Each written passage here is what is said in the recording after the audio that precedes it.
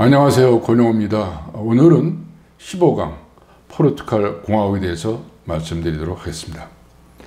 포르투갈 사람들은 자기 나라를 레푸블리카 포르투게자 이렇게 말하죠. 보통 이제 포르투갈 이렇게 얘기하고요. 영어로는 포르투기즈 리퍼블릭 이렇게 얘기합니다. 우리 포르투갈 하면은 대항해 시대의 탐험가들이 나라다. 발견 시대의 항해가들의 나라다. 이렇게 금방 연상을 하거든요. 그러면 그 내용이 어떻게 나타나느냐? 우리가 포르투갈 이 전개 과정에서 상당히 살펴보고요. 오늘 우리가 본격적으로 가려고 하는 수도 리스본하고 제2도시 포르투를 구석구석 여러분 함께 답사 다녀보도록 하겠습니다. 지도 두 장을 올려놨습니다. 왼쪽 지도를 보시면 파란색 사각형 안에 리스본 리전 이렇게 나와 있죠. 약 300만 명이 사는 대도시 지역입니다. 그 옆에 바다에 마데이라 또 그 밑에 아조레스 이렇게 제도가 나와 있습니다. 포르투갈의 자치지역입니다. 그러니까 이 지역까지 전부 합쳐서 포르투갈은 약 92,000제곱킬로미터. 우리나라보다 조금 좁은데요.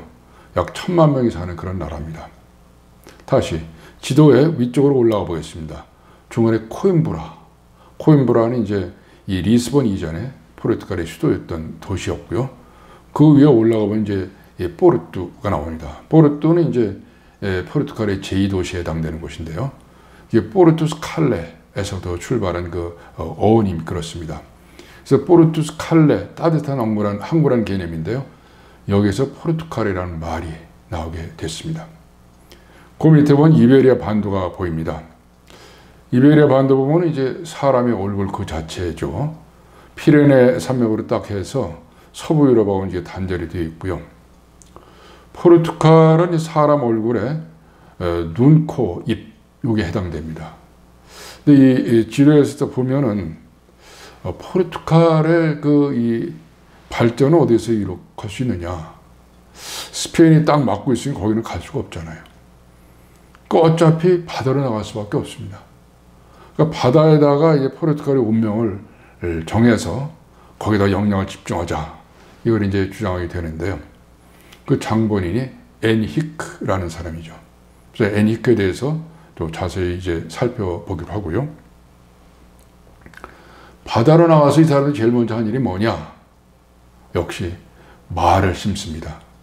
제가 이제 말 먹거리 종교를 계속 강조하면서 세계 도시를 살펴보고 있는데요. 포르투갈이 그 대표적인 나라 가운데 하나입니다.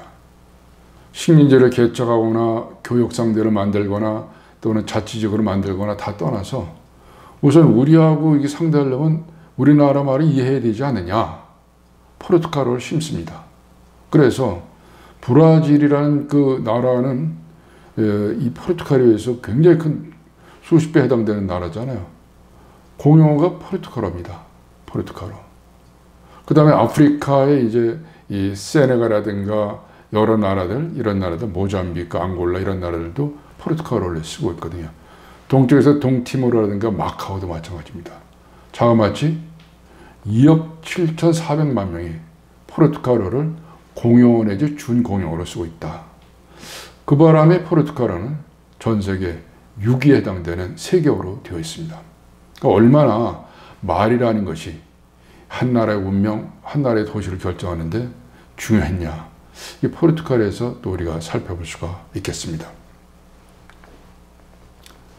본격적으로 포르투갈이 이 세계에 올라갈 수 있도록 한 그 시기는 언제냐? 1100년대라고 볼 수 있습니다. 1100년대 아폰수 1세 때 그 일이 이루어집니다. 아폰수 1세는 이 지도에 나와 있는 오른쪽에 있는 것처럼 레오나오 카스티아 여기 여러 지도자들이 이 포르투갈 이 지역을 관리해달라 이렇게 부탁을 합니다. 근데 이 당시에는 이슬람교도들이 있었기 때문에 이거를 이제 싸우기 위해서는 레콘키스타를 전개하면서 실력을 키웠거든요. 전투력을 키웠는데 하다 보니까 아폰수가 아예 나라를 세워서 이제 국왕이 되어야겠다는 생각을 합니다.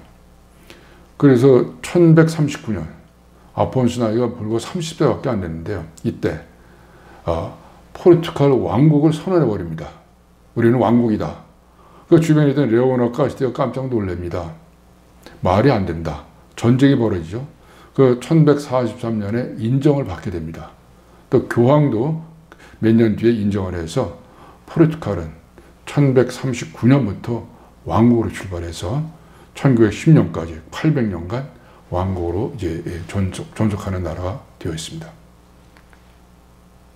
그 주인공은 누구냐? 시발점은 누구냐? 이 사전에 나와 있는 오른쪽의 남자입니다. 엔히크 왕자죠. 그 장자가 아니기 때문에 왕위 계승 못했습니다. 그러나 아버지 주왕 1세한테 강력히 천거합니다.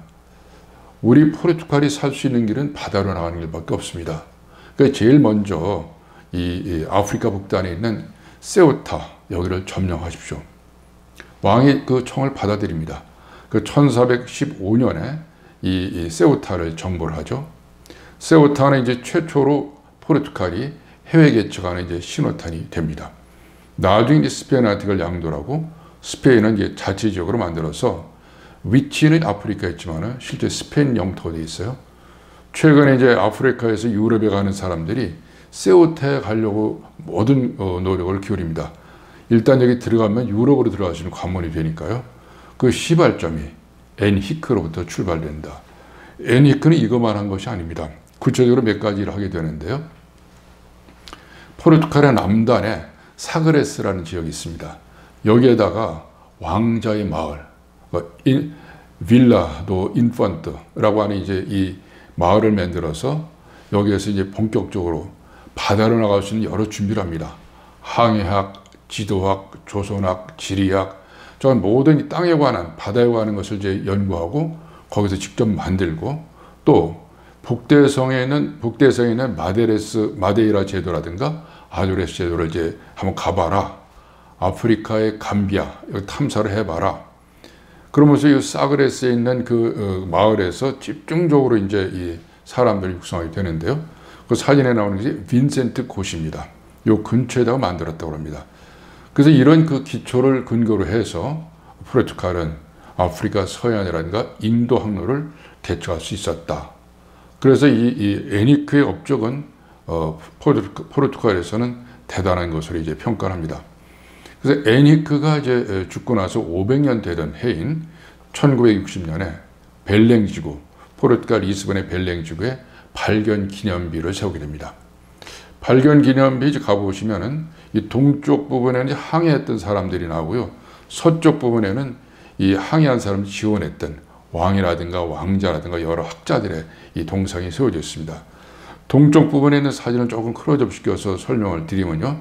맨 앞에 엔히크가 배를 들고 서 있죠. 그 수많은 탐험가들이 쭉 있는데요. 바스코 다가마라라든가 카브랄이라든가 마젤란과 디아스 굉장히 많습니다. 이 마젤란이 포르투갈 출신인데 스페인에 가서 전 세계가 바다로 연결됐다는 걸 검증한 사람이죠. 그 나중에 이제 탐험 도중에 살해되는 이런 비운을 맞게 되는데요. 이 탐험가들이 대부분이 바다에서 죽습니다. 그러니까 포르투갈이 왜 바다를 정벌했느냐? 이 많은 사람들이 목숨을 걸고 나라의 운명을 위해서 일했다. 이런 평가가 나와 있습니다. 저는 세 사람의 탐험가를 여기서 설명드려보도록 하겠습니다. 바스코 다가마, 페드로 카브랄, 바를토 로메오 디아스 이 세 사람인데요. 1488년에 바르토 로메오 디아스는 아프리카의 에티오피아를 한번 탐사를 해라. 거기에 교역을 터봐라. 이런 명을 받고 탐험대를 이끌고 이제 아프리카를 따라 쭉 내려오죠. 희망봉까지 왔습니다. 근데 폭풍우가 너무나 몰아치기 때문에 더 이상 갈 수가 없었어요. 그래서 회항을 해서 다시 포르투갈을 돌아갑니다. 10년 뒤에 바스코 다가마는 1498년에 그 디아스가 쭉 갔던 그 길을 따라서 희망봉을 넘어서 인도까지 가는데 성공을 합니다. 이 1498년은 포르투갈의 국운이 달라지는 나라입니다. 그러니까 바스코 다가마 이전하고 이후로 나올 정도로 완전히 이 포르투갈의 운명을 바꿔놓는 해인데요. 그 커다란 일을 해낸 사람이 다가마입니다. 2년 뒤인 1500년에 페드로 카브랄한테는 이제 어떤 이 명이 되냐면 인도 항로를 본격적으로 개척을 하면서 교육을 해봐라 이렇게 이제 명령을 내립니다. 그래서 일단 이제 탐험대를 끌고서 떠났는데요. 중간에 풍랑을 만나버렸어요. 그래서 항로를 잃어버렸습니다. 그 정처 없이 바다에서 헤매다가 그해 4월 22일 날 포르투 세고로라는 데 도착하게 됩니다. 이게 리오데자네이루에서 상당히 위쪽에 있는 브라질 땅이거든요. 브라질 땅에 도착해 버린 거예요.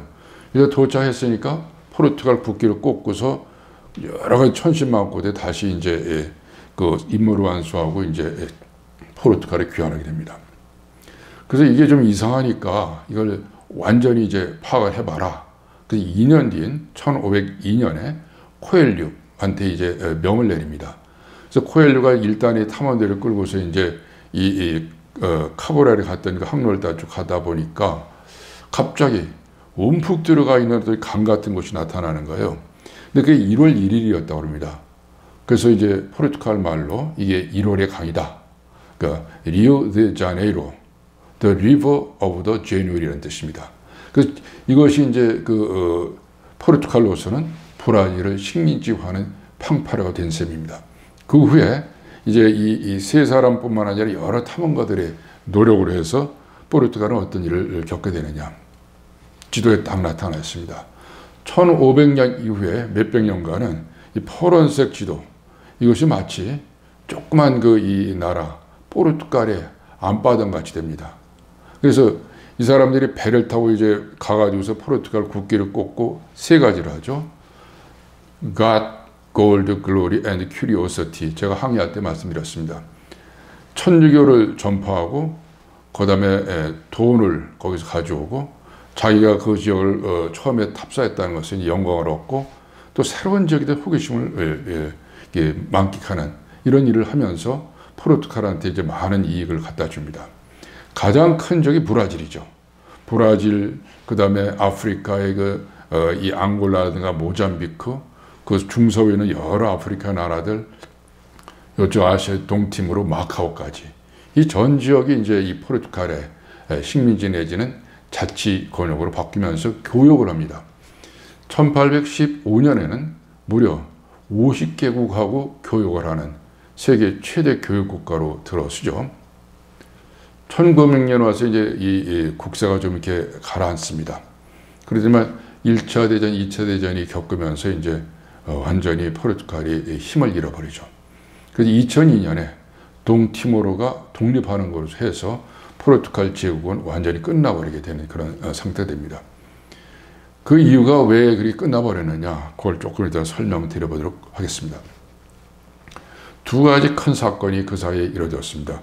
하나는 1807년에 나폴레옹이 포르투갈을 침공해 옵니다. 나폴레옹한테 당연할 재간이 없는 거잖아요. 그러니까 포르투갈 그 정부가 브라질로 피신합니다. 그 브라질의 그 당시 리오데자네이루에 알가르브 그 정권이 있었거든요. 이 알가르브 정권하고 이 포르투갈하고 연합 정부를 해서 1815년부터 1822년까지 이제 그 포르투갈이 브라질에서 포르투갈을 이제 통치하는 기간이 있습니다. 주왕 6세하고 알가브로 왕이 이제 연합 정부를 만듭니다. 그런데 1821년 2년에 다시 포르투갈에 돌아가면서 브라질을 식민지로 다시 되돌려고 하거든요. 브라질 사람이 가만히 있겠습니까? 독립이 아니면 죽음을 달라 대규모의 이 포르투갈 전쟁이 벌어집니다. 그러니까 이거를 이제 어떻게 수습할 수가 없는 상황이 돼버린 거죠. 그래서 주왕 6세의 아들인 베드로가 아예 나는 포르투갈에 돌아가지 않겠다. 브라질에 새로운 제국을 만들어서 내가 초대 황제가 되겠다 선언해버립니다. 1822년에 브라질은 독립국가가 돼서 이제 페드로 1세가 즉위하는 일이 벌어집니다. 1826년에 아버지 주왕 6세가 타계합니다. 잠깐 이 페드로 1세는 포르투갈에 페드로 4세로 해서 두 개의 나라의 왕을 겸직하는 일이 일어납니다. 또 하나의 사건이 이제 아주 전혀 특이한 사건인데요. 이 사진은 이제 포르투갈에서 공식적으로 내건 그 사진입니다. 포르투갈의 이제 공화파들이 이제 왕정 가지고서 나라가 너무 이게 운영이 안 된다. 들어온 그 여러 돈들을 자기들끼리 나눠 가지니까 국민한테 돌려야 된다. 쿠데타를 일으킵니다. 그래가지고서 이제 이 왕정을 뒤집었고 1910년에 공화국을 만든 거거든요. 공화국을 만들었다는 포스터인데요. 제대로 운영이 안 됐어요. 왜냐하면 이제 그 공화파들이 들어서긴 했지만 나라 다스리는 기술이 별로 없었던지 왕정이나 공화정에는 별로 다를 게 없었어요.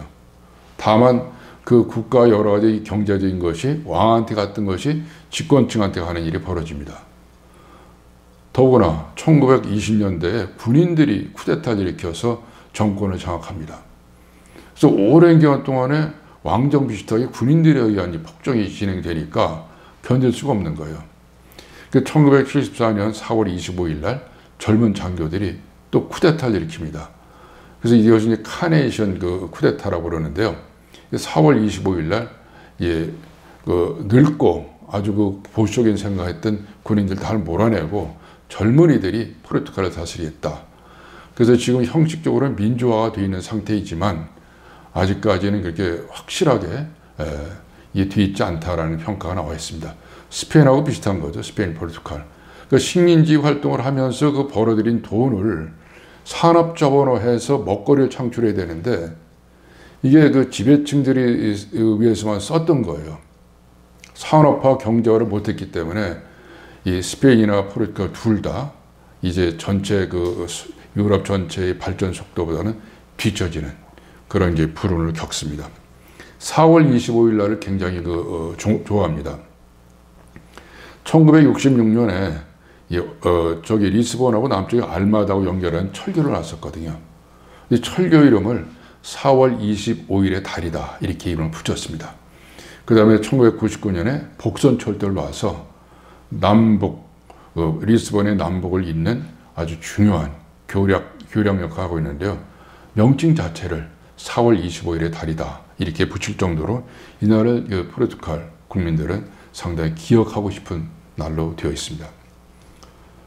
아까 말씀드렸듯이 포르투갈을 지탱하는 가장 중요한 힘이 종교입니다. 왜냐하면 1100년대에 이슬람교들을 몰아낼 때 레공키스 시대부터 출발했거든요. 아폰스 1세가. 그래서 힘을 쏟아갖고서 이제 나중에 이제 이슬람교들을 1249년에 몰아내는데요. 그 전에 이제 이 아폰수 3세까지 와서 이제 작업을 하면서 그 근간은 뭐냐? 천주교였습니다. 그러니까 자그마치 천주교 믿는 사람들이 81%, 거의 국민 다가 카톨릭 신자라고 해도 과언이 아닙니다. 어떤 일이 벌어졌냐? 15세기 이후에 자기들이 정복한 식민지에다가 포르투갈 말, 천주교 두 가지를 계속 심었습니다.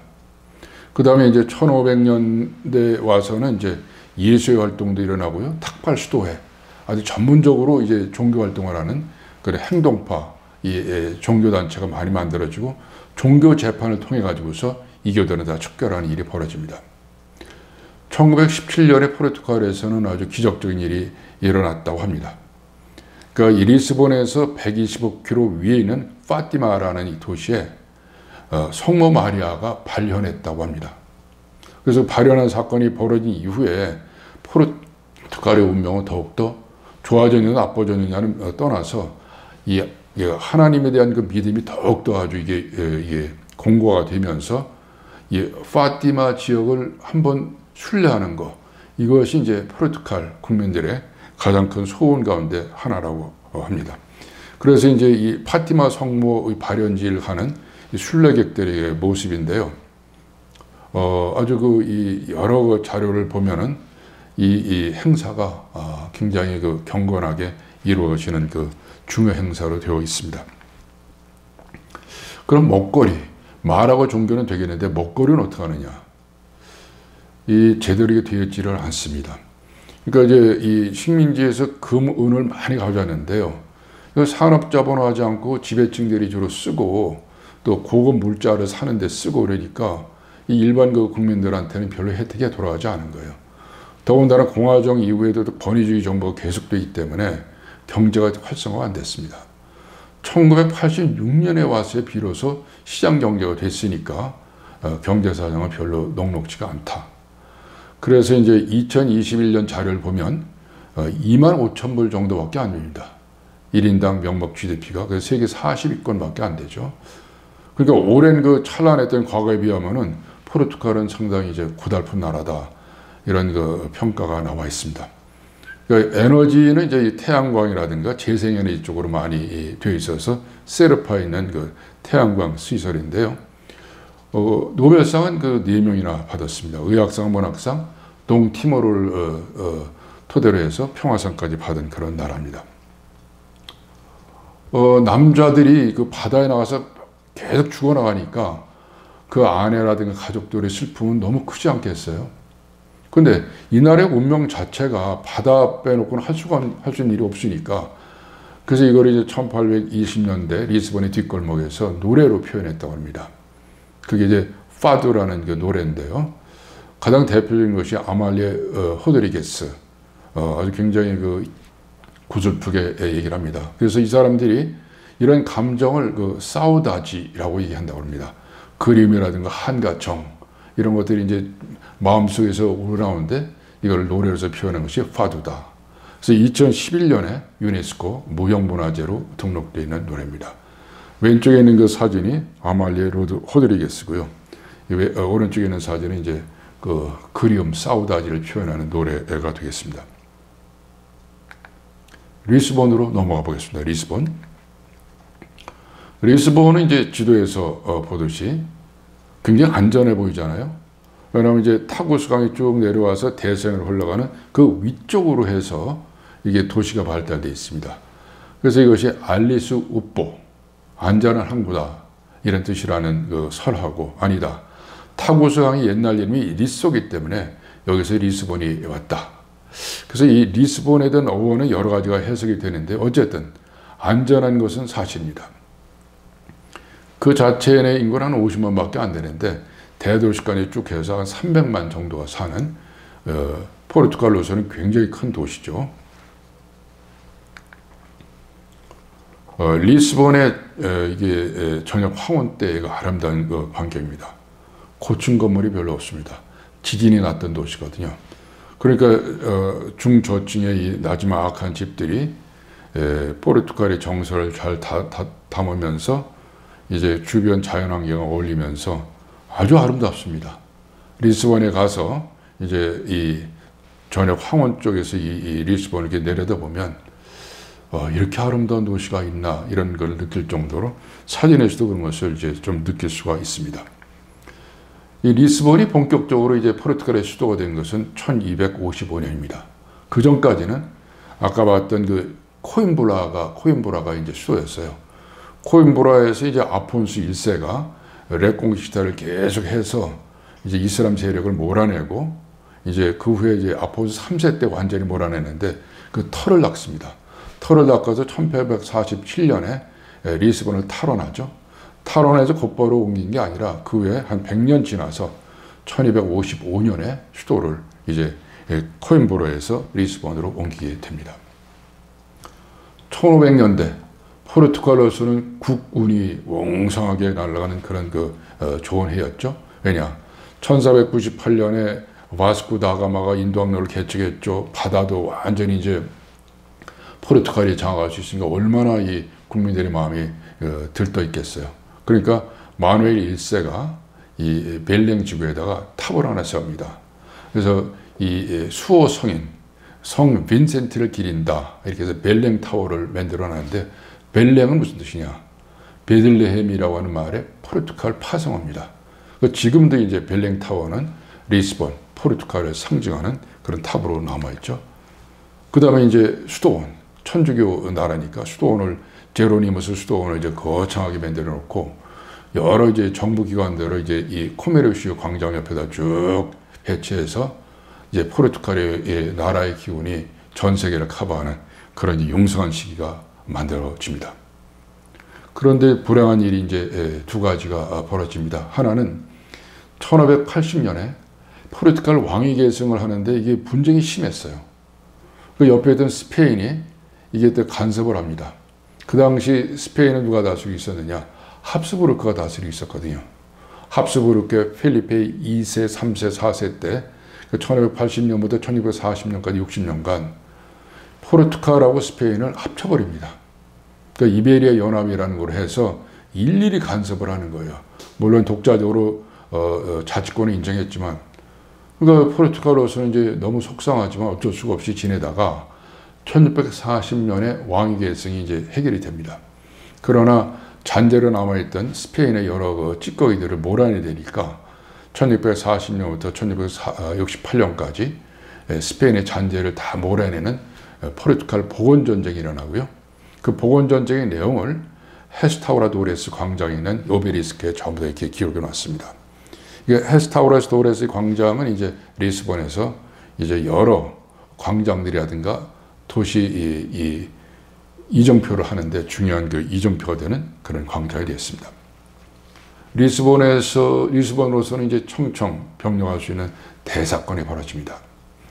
1755년 11월 1일 날 느닷없이 포르투갈 남단의 빈센트 곳으로부터 약 200km 떨어져 있는 바다 밑에서 대규모의 지진이 일어납니다.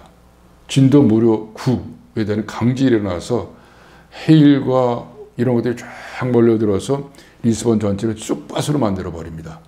도시 3분의 1가 다 날아가 버렸어요. 인구도 10만 정도의 사상자 내지는 실종자가 나타나는, 정말로 이 포르투갈로서는 견딜 수 없는 큰 고통을 겪습니다. 그러니까 이제 사람들이 이제 시리에 잠기고 이제 나라가 망했다고 하고 있었는데, 그때 이제 여러 가지 기적적인 사건이 일어납니다. 그 중에 하나가 깔멘산에 있는 이 까르모 수도원에 이 본체는 그대로 남아 있었어요. 그 사람들이 야, 이건 하나님의 뜻이니까 우리가 힘을 다 합치자. 다시 일어납니다. 일어난 중심에 폼발이라고 하는 사람이 이제 등장합니다. 그 당시 이제 이 포르투갈을 다스렸던 왕은 주제 1세였는데, 이 사람은 이제 뭐 그냥 왕이었었고요. 실제 이 지진으로 인한 여러 가지 피해를 복구하는 데는 폼발이 이제 나섭니다. 그래서 1755년부터 이제 작업을 해서 상당히 오랜 기간에 걸쳐서 이제 작업을 하는데요. 가장 대표적인 것이 이른바 리베르다데 거리입니다. 리스본 사람들이 그냥 대로다, 아베니다 이렇게 얘기합니다. 그 사진에 보이는 그 왼쪽 사진은 까르띠에 명품이 와 있는 그 사진이고요. 오른쪽에 있는 것이 이제 숲으로 가로수로 쭉 되어 있는데 그것이 리베르다데 거리입니다. 여기에 명품전이라든가 대사관이라든가 주요 건물들, 그러니까 이제 리스본의 최고의 여러 그 도시 시설물이 들어가 있는 지역이고요. 가운데 있는 그 동상, 이게 폼발 후작의 동상이고요. 아래에 있는 이것이 에드와르드 7세 공원입니다. 그걸 자세히 또 제가 보겠습니다. 우선 그 폼발 광장 기념비가 1934년에 이루어지죠. 죽고 나서 상당히 오랜 기간 동안에 이제 안에다가 이걸 만들었습니다. 그래서 사자를 들고 있는 폼발. 폼발은 사자 같은 사람이라는 거죠. 그래서 리베르다드 거리, 폼발 그 기념 광장, 에드와르드 7세. 그래서 이게 메인 스트리트에 해당됩니다. 리스본에 가시면 반드시 여기를 보시게 됩니다. 공원이 굉장히 특징적이죠. 영국의 에드워드 7세가 왔었는데요. 1903년에 이번에 오신 거를 기념을 해서 이제 에드워드 7세 공원을 만듭니다. 그 7세 공원이 쭉 있고, 폼발 그 기념 광장이 있고, 리베르다드 거리 있고, 타고스 강이 앞으로 쭉 나가니까 아주 이 도시의 지리적 배치가 아주 기가 막히게 되어 있는 상태입니다.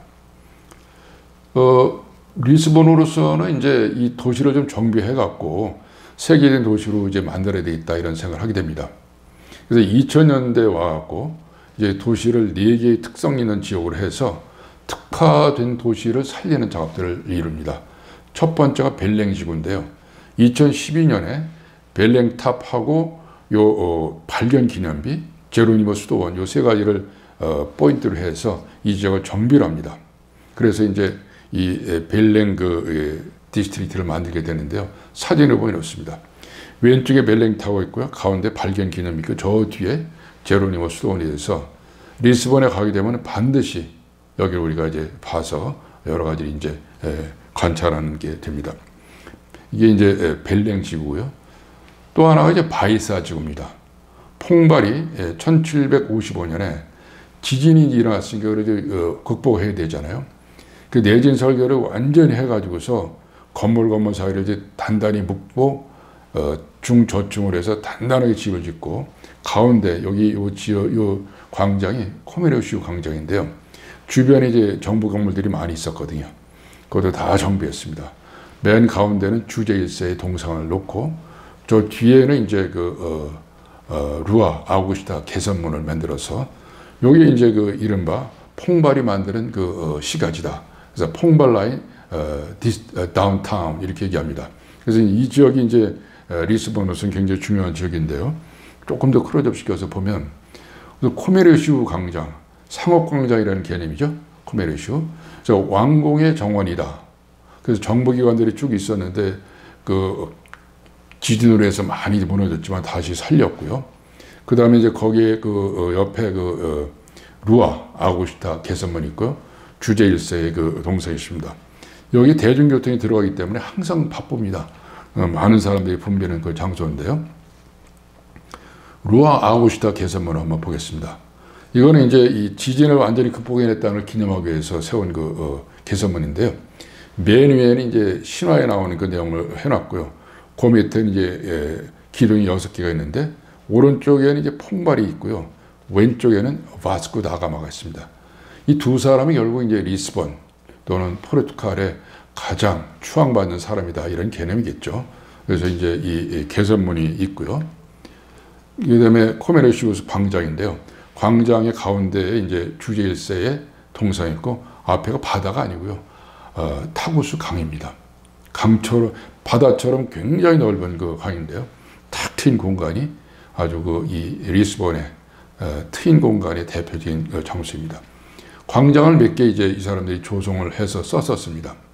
하나가 호시오 광장인데요. 호시오 광장을 이제 활용을 했었는데 1450년경에 조성했었거든요. 근데 이게 나중에 여기에다가 포르투갈의 페드로 4세, 브라질로 봐서는 이제 초대 왕자 페드로 1세가 되겠죠. 이 사람 동상을 세워서 이제 길이고요. 저 뒤에 보면 이제 여왕 마리아 2세 국립장이 뒤에 있고요. 특징이 이제 이 무늬인데요.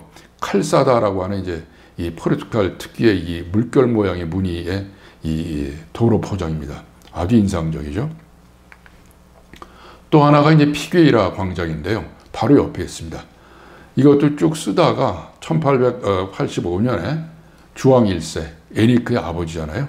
주왕 1세의 청도 기마상을 가져 놓고 상징적으로 이 나라에서 이제 가장 대표적인 인물들을 이렇게 기리는 그런 광장으로 쓰고 있습니다.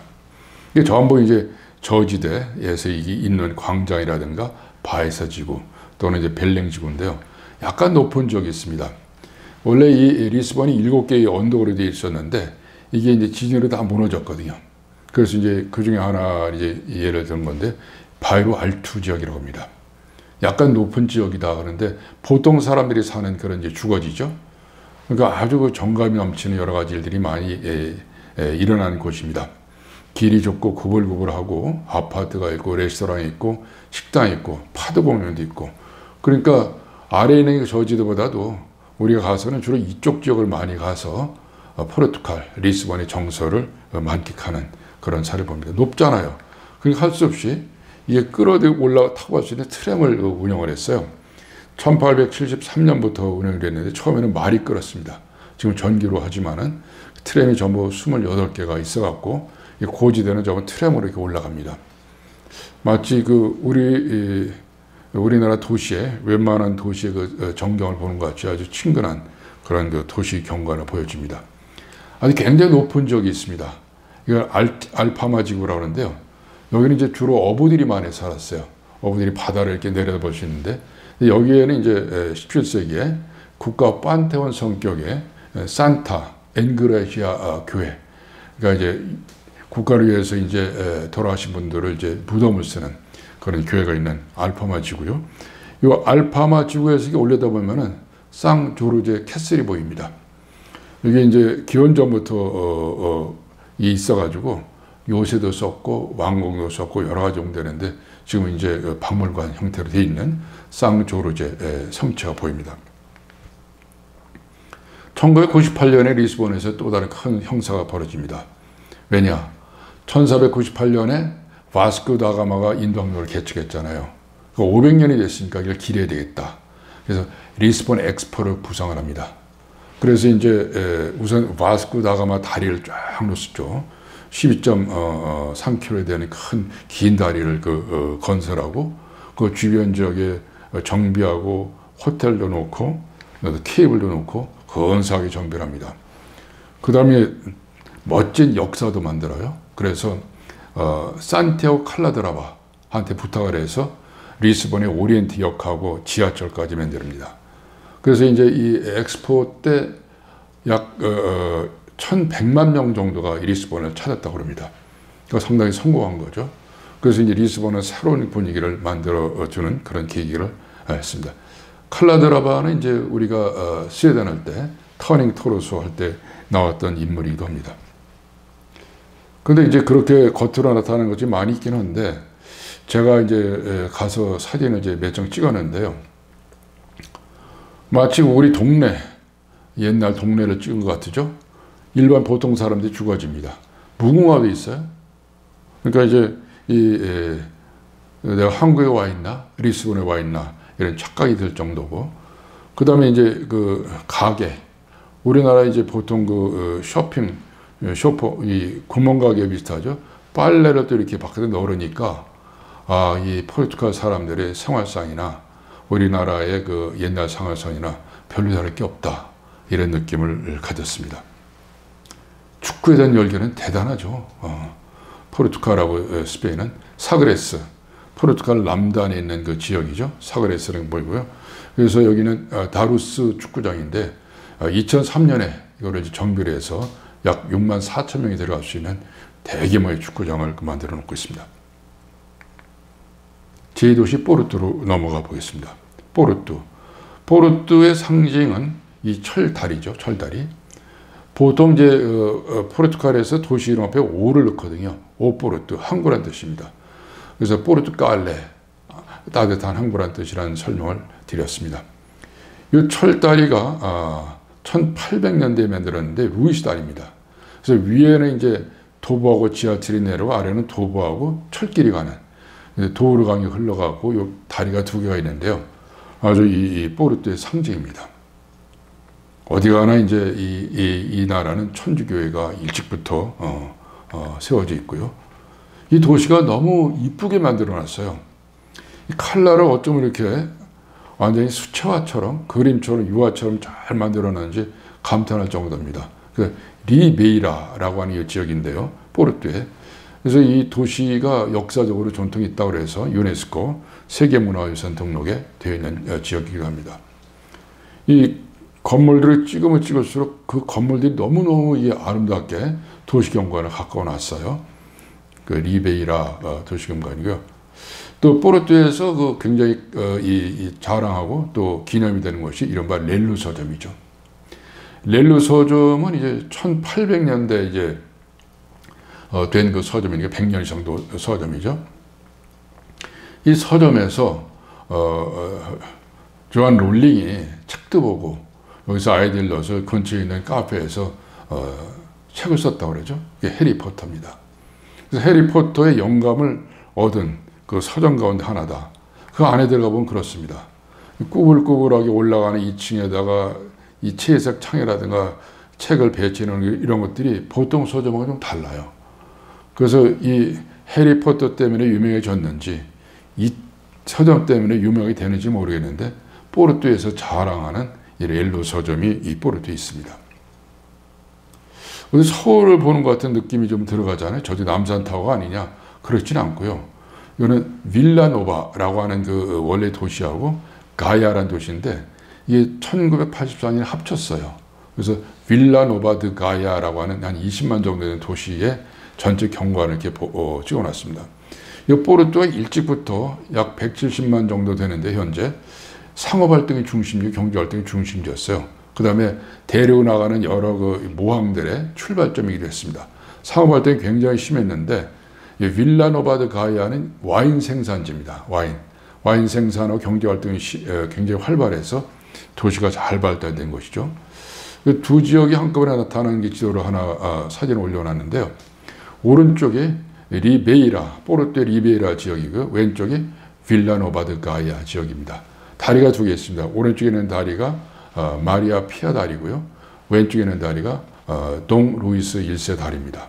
그래서 이 내륙순환 이렇게 해가지고서 170만 정도가 사는 포르투갈로서는 두 번째 큰 도시인데 경제 활동이 굉장히 활발한 그런 도시가 되겠습니다. 리베이라만 딱 크로즈업시켜서 찍은 사진인데요. 너무나 환상적입니다. 도로 강하고 이 도시 경관이 어우러져서 한 폭의 수채화를 보는 것처럼 아름답습니다. 건너편은 이제 그 특색이 있죠. 자기 나름대로. 빌라노바 드 가이아인데 이 아래는 이렇지만 위에는 또 아파트 단지도 있어가지고 이게 또 와인 생산지로 또 유명한 것이죠. 주변에 도로강 옆에 이 와인을 재배할 수 있는 포도밭이 너무너무 질비하게 있습니다. 포도 생산해서 그걸 이제 실어 날리는데 특히 이 나라는 라벨로라고 하는 목선을 이용해서 포도주를 실어 날린다고 합니다. 그래서 라벨로, 포르투에 가서 이 빌라노바 드 가이아에 가서 이 라벨로에서 실어온 포도주를 한 잔 마시는 게 또 이 지역을 여행하는 그 별미 가운데 하나죠. 상호 활동이 굉장히 활발했던 지역이기 때문에 일찍부터 경제 활동이 활발했었습니다. 그래서 1850년에 수도원으로 썼던 이 지역을 이 건물을 기증을 했어요. 그래서 증권 거래소로 쓰고 있는 지역입니다. 이 건물로 해서 이 포르투라는 지역은 경제 활동의 중심이다. 유럽의 중요한 경제 활동지로 되어 있습니다. 우리들이 이제 포르투갈의 구석구석을 다 다녀봤습니다. 포르투갈어는 전 세계 50개국가 쓰는 약 2억 7천만 명이 구사하는 6번째 그런 말이 되어 있다. GDP는 한 2만 5천 불 정도의 40위권이다. 또 그 다음에 이제 이 나라 사람들 가운데 이제 노벨상 받은 사람은 이제 4명이고 카톨릭이 중심이 돼서 84% 이상이 기독교를 믿는 기독교 국가다. 리스본은 1255년에 수도가 됐었고요. 바스코 다가마의 그 인도항로 개척 후에 완전히 융성이 된 도시인데 1755년에 대지진이 나서 이제 완전히 주무졌다. 그 후에 벨랭지구, 바이세지구, 바이로 알투, 알파마 지구로 해서 오늘날 이제 다시 일어섰다는 거죠. 그 다음에 포르투는 두 번째 큰 도시인데 이게 대항해 시대의 기항지, 출발지에 되는 곳이다. 이런 설명으로 해서 포르투갈 강의는 마치도록 하겠습니다. 다음 시간에 대한 설명을 간단히 드리도록 하겠습니다. 발칸반도입니다. 발칸반도 지도에 이제 나와 있는데요. 발칸이란 말은 뭐냐? 이 세르비아하고 불가리아 걸쳐 있는 발칸 그 산맥이 있거든요. 거기에서 따와서 발칸이 되어 있습니다. 발칸은 원래 산이란 개념이고요. 푸른 지대, 녹지대 그런 개념도 있습니다. 발칸반도에는 이제 나라들이 굉장히 많습니다. 우선 이제 그 아래는 그리스는 우리가 이미 강의했고요. 그 다음 가운데는 세르비아, 그 옆에 몬테네그로, 검은 산이라는 뜻이죠. 몬테네그로, 코소보, 그 이제 세르비아의 같은 영역 안에 있던 나라들입니다. 그 옆에 보스니아 헤르츠고비나, 세계 1차 대전의 발발 지역이죠. 그 위에 크로아티아, 슬로베니아 이렇게 있어요. 아래쪽 코소보 밑에 보면은 노스 마케도니아, 북마케도니아, 그 옆에 알바니아, 그 다음에 오른쪽에 불가리아, 자그마치 10개 나라가 흩어져 있습니다. 옛날에는 이제 티토 때는 7개 나라가 뭉쳐서 유고슬라비아가 됐었는데 티토가 죽고 나서 다 분할해서 현재는 이제 산산이 흩어져 있는 그 나라 상태가 됩니다. 주변에 이제 아드리아해, 이오니아해, 에게에 흑해가 이렇게 있어가지고 자연 경관은 정말 아름답습니다. 근데 여기 인종적으로, 종교적으로 각종 분쟁 이런 것들이 일어나서 아주 정말 세계 전체 지역 답사다녔지만은 발칸처럼 복잡한 지역은 찾기 어렵다. 중동하고 발칸이 두 지역이 가장 복잡합니다. 그러나 제가 이제 이 지역을 하나하나 답사 다녀보도록 하겠습니다. 세르비아, 몬테네그로, 코소보, 보스니아, 헤르츠고비나 살펴보고요. 슬로베니아, 크로아티아, 북마케도니아, 알바니아, 불가리아까지 구석구석을 여러분하고 답사 다녀보도록 하겠습니다. 오늘 강의는 여기서 마치겠습니다. 감사합니다.